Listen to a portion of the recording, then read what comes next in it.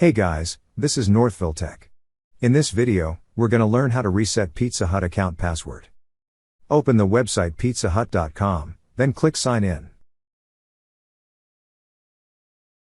Then on this page, you will see an option for Forgot Password. Click on Forgot Password. Now, to reset your password, enter the email address associated to your account. Then click on Submit. A pop-up message will appear informing you that Pizza Hut will send to your email the instructions in resetting password. To continue, click on OK. So the email you're going to receive looks like this.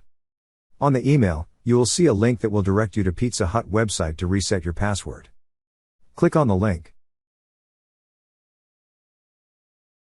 Once you clicked on the link, you will be directed to this page.